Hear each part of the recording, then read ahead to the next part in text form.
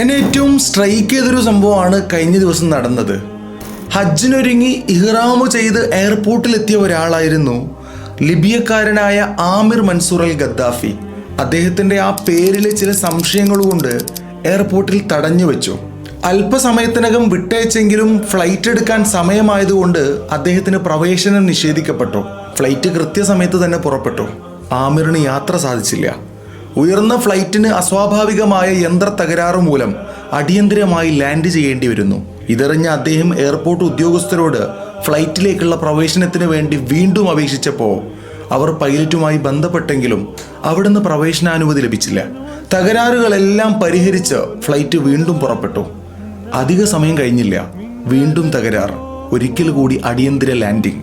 ഒരിക്കൽ കൂടെ തകരാറുകൾ പരിഹരിച്ച് പുറപ്പെടാനിരിക്കുമ്പോൾ പൈലറ്റ് കോക്പിറ്റിൽ നിന്നും എയർപോർട്ടിലേക്ക് ഒരു മെസ്സേജ് ഇട്ടു. ഫ്ലൈറ്റിൽ പ്രവേശനം നിഷേധിക്കപ്പെട്ട ആമിർ മൻസൂറിനെ എത്രയും പെട്ടെന്ന് ഫ്ലൈറ്റിൽ കയറ്റണം. അദ്ദേഹത്തെ കൂട്ടി ഇനി യാത്ര പുറപ്പെട്ടാൽ മതി. അൽഹംദുലില്ലാ, അള്ളാഹുവിൻ്റെ വിളിക്കുത്തരം ചെയ്യപ്പെട്ടവരെ തടഞ്ഞു വെക്കാൻ ആർക്കുമാവില്ലല്ലോ.